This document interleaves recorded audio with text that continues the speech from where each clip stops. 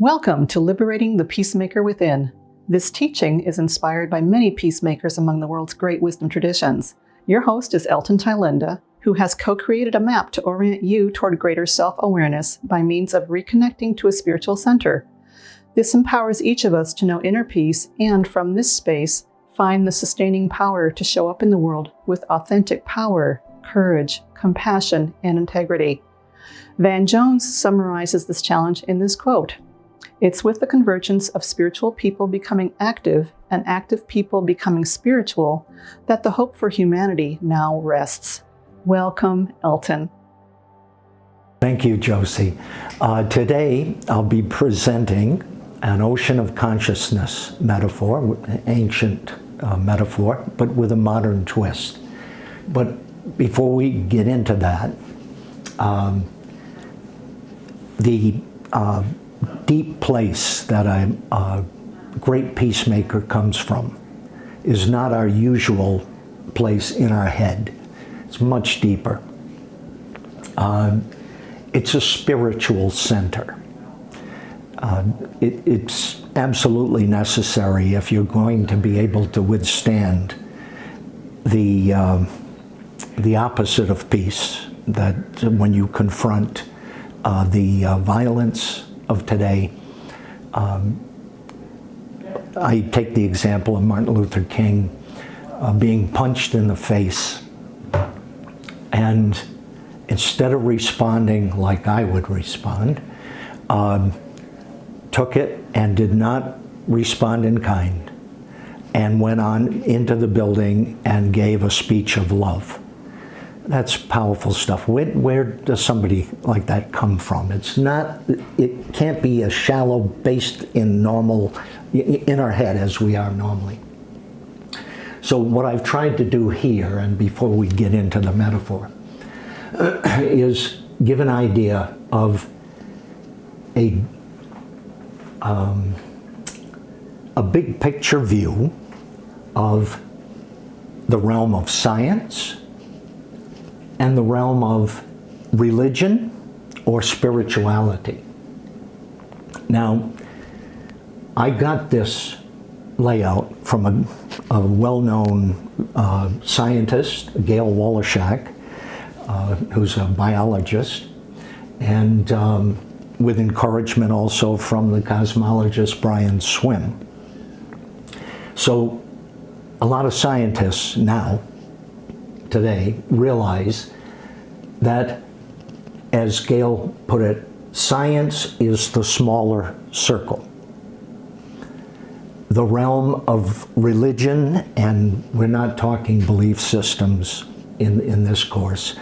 Religion has, as the Latin for religion, religio, religare, indicate, has a mission. Relinking, rebonding, respectively. To what? We're going to call it a spiritual center.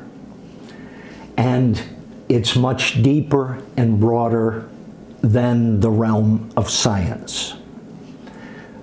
So we can make that clear by just observing.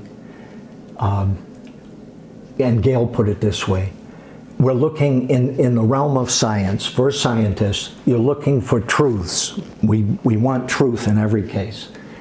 Truths, lowercase t, because there are limitations. No matter how well science does, it can only go so far. And she pointed to the larger circle with capital T, uppercase, truths of religion. And you have to, again, insist on the truths. Falsehoods are not going to get you to that center and liberate the peacemaker within. So, for example, science is concerned primarily with knowledge. What is? The descriptive is. The larger truths also they include knowledge. No problem with knowledge, but wisdom is more important, which includes the truths of knowledge and goes beyond. It transcends. And it also has, within the meaning of the word wisdom, a prescriptive ought. Given the description of what is, we're violent. We ought to be peaceful. So why are we not? And it turns out we're not in our true center of being. And that's the mission of relinking, rebonding, but we'll get to that. Knowledge, and for science, the greatest power comes from reduction to number. And the tools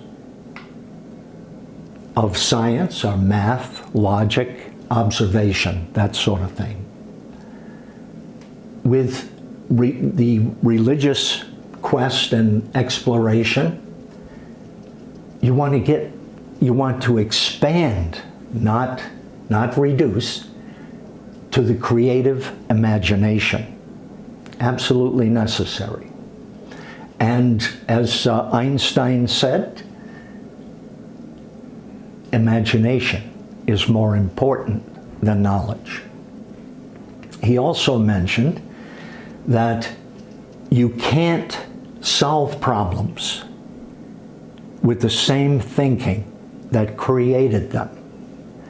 He's talking about this works great for science, all of this stuff, but you can't get here from here.